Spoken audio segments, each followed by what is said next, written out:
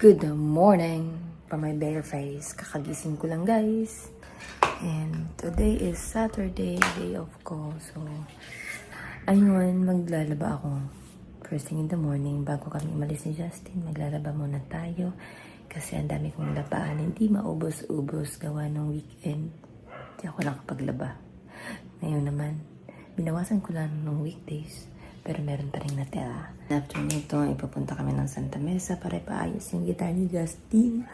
At ayun lang yung aking agenda for today. Maglilinis ng bahay, maglalaba, pupunta ng Santa Mesa, and let's go. So, dito pala ako natulog sa sala. Kasi may ubos si Justin para makatulog siya ng maayos. And kasi dalawa kami sa isang kama eh. So, sabi ko dito na lang ako. Sarap naman yung tulog ko dito. Komportable pa. Diba? Kaya, ayun. Nalito ko ng gising. Actually, okay lang yun kasi Sabado naman. Ako pa lang yung gising sa amin. Wow!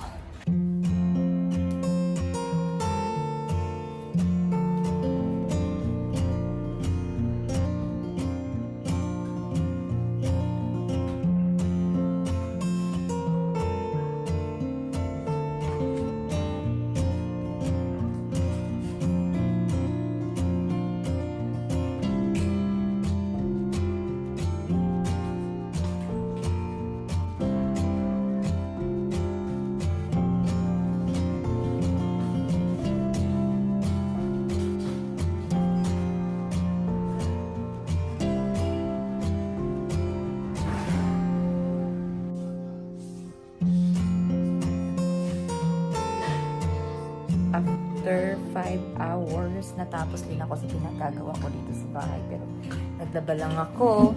Dami kong nilabhan. Tapos, hindi pa ako nagpaglinis niyan. Ang rest ko lang ay kumain lang kami kanina ng brunch. Yun lang. Tapos, ayan. So, ngayon lang ako natapos. Ang oras natin ay, anong oras na lang? 3:30 na.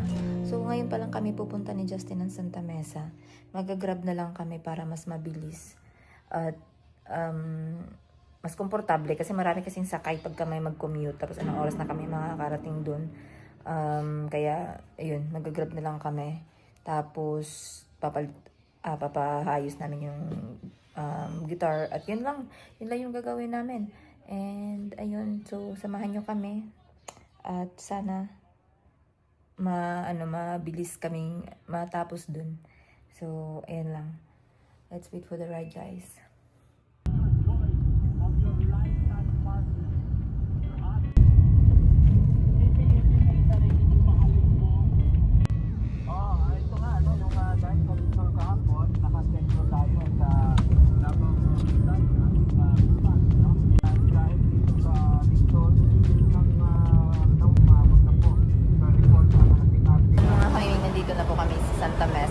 Dito kami sa Antonio Lumanov store. Let's go. Ayan siya.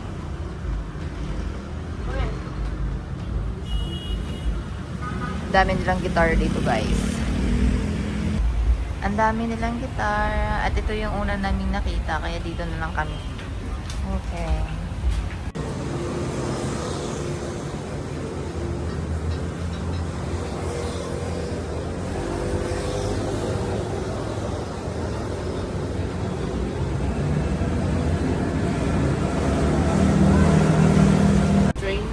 Oo, mag-train tayo.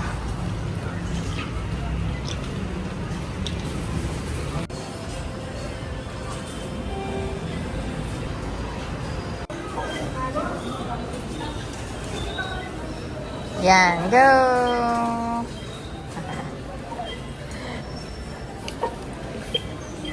Dito tayo lang ga.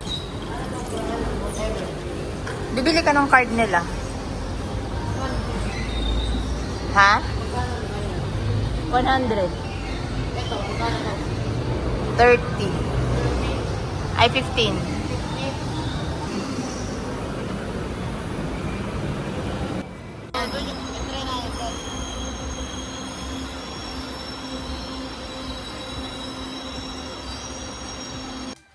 Mga kamiming, hindi na ako nakapag-video kanina kasi phone lang yung dala ko and medyo matao.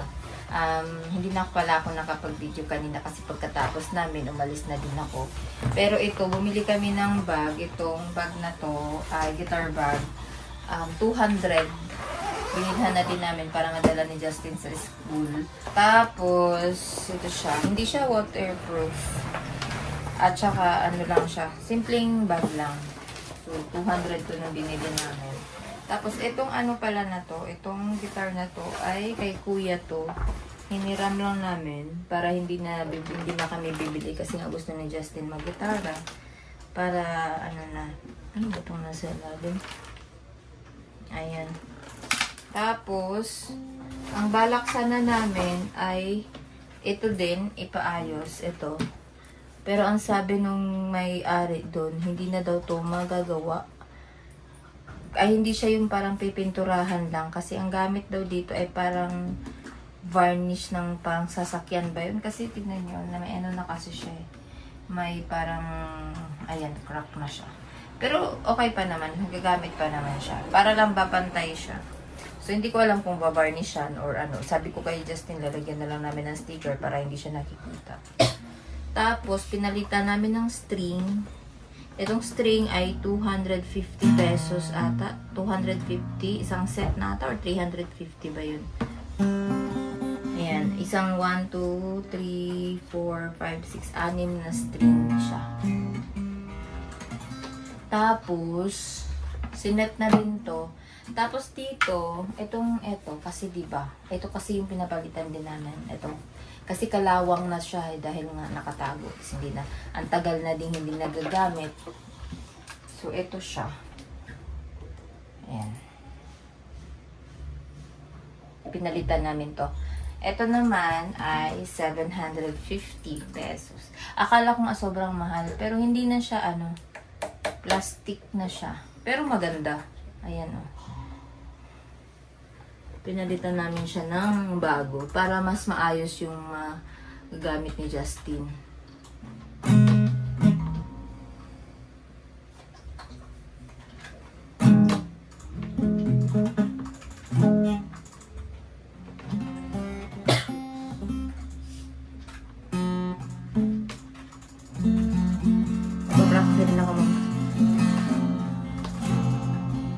Practice na din ako mag-gitara. Kaso ang kuko ko ay mahaba. Para madala na rin to ni Justin sa school. Kasi yung kaibigan si Justin na magtuturo daw sa kanyang mag-gitara. So, ayun. Meron siyang ganito. Ito ata yun sa electric eh. Ito. Maganda pa naman siya. Pero, volume? Pandagdag daw pala ng volume. Maganda siya. Maganda pa siya actually. Pero pag hindi na daw siya, parang pag pinalitan daw kasi itong front na to, pag pinalitan siya, parang bibili ka na din ng bago kasi tatanggalin daw to para siya mapantay. Tapos sa kanila, pagka pinalitan doon sa kanila, parang nasa 3,500 ata. Kaya sabi ko, ito na lang muna. Ito na lang muna ng bag, ito. Tapos yung string at saka ito pala, itong adjustment niya dito. So nasa mga 1,200 din yung binayaran namin kanina. Ayan. Okay naman siya. Mapapractice na to ni Justin. May mapagkakaabalahan na siyang iba. Di ba lang ka? Opo. Okay. So, ayun na mga kamiming. Tapos, after nun, umuwi na din kami. Umalis na din kami. Tapos, kumain lang kami sa Jollibee para mag-dinner. And then, umuwi na din kami. So, ayun lang yung ganap ko today. Kasi matagal akong tapos kanina maglaba. Hindi ba ako nakapaglinis. And, ayun lang. So, hanggang dito na lang mga kamiming. And thank you so much for watching. Hanggang sa susunod. Bye! But wait, there's more mga kamimi kasi syempre hindi naman pwede na 8 minutes lang yung vlog natin. Kailangan 20 minutes kasi yun yung required sa Subasco Challenge, diba? So ito kasi naaliw ako nito nung nag-vacuum ako. Tsaka hindi ko alam kung saan ko siya isisingit na vlog. Kaya dito ko na lang siya sayang naman yung pag-video ko kung hindi ko diba i-upload. So, ayun, alam nyo, gusto ko kasi yung mga naglilinis at saka lalo na yung nagbabaking kasi naalala ko noon nung nagtatrabaho pa ako sa Las Piñas, namasukan ako. 3-story kasi yung bahay nila kasama attic. So, yung boss ko bumili ng vacuum na sa mga worth 200k ata yung binili niya. Sobrang ganda ng vacuum na yun. Rainbow yun in a brand. Tapos pang ano talaga siya, yung pang general cleaning siya. Tapos ang bilis niya makakuha ng mga alikabok pati kama. Kaya ako yung naglilinis simula taas from attic hanggang sa may pinakababa. Nililinis ko yun halos isang araw bago ako matapos ng maglinis. Tapos kaya doon ko natutunang magbutingking yung mga kasulok-sulukan ng ano yung bahay. Gusto ko maayos yung bahay. Yung time na yan, galing kami yun sa trip. So medyo maalikabok na at saka maraming may pusa ako, diba? So yung mga balahibo ng pusa. Kaya ako nag-decide na bumili ng vacuum. Kahit maliit lang, pero maganda din yung quality ng vacuum na yan. So, makikita nyo dyan, sobrang daming alikabok na nakukuha, pati yung mga balahibo ng pusa na dadalib niya. Kaya nakakatuwa naman. And isa pa, ayun nga, so panoorin nyo na lang mga kami sa mga gusto, pero kung ayaw nyo naman, please skip na niya lang kasi pure vacuum lang talaga yung mapapanood nyo dyan after nyan. Naaliw lang kasi ako. Tapos pakinggan nyo na lang yung mga tunog ng vacuum. Nakakatuwa pang pa na. Ewan ko, gusto kasi yung may maingay eh. Pero ayun lang, salamat pa din mga kami sa inyong suporta, lagi-lagi sa panonood ng mga videos ko. And yeah, so ayun lang, hanggang dito na lang talaga mga kamining. See you on the next one. Panoorin nyo na lang hanggang sa dulo kung gusto niya. Pero pag ayaw nyo, di wala tayong magagawa. Bye! Love you all! Bye!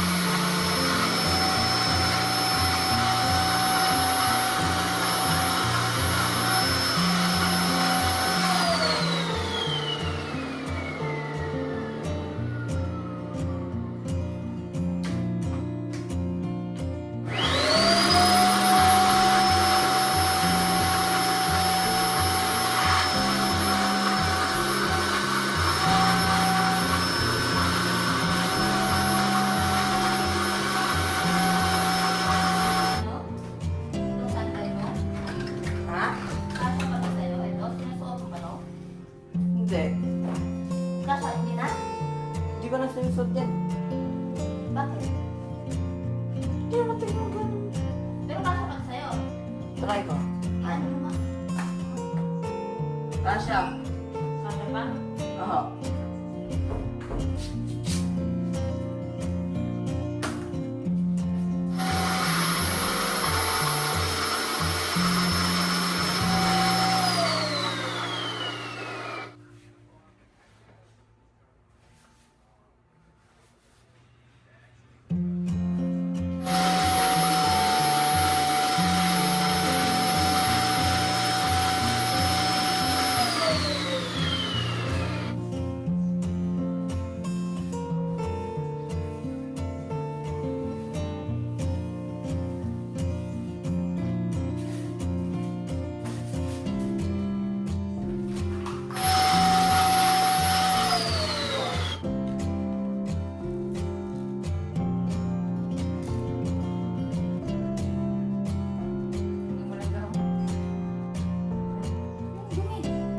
Nandila ko.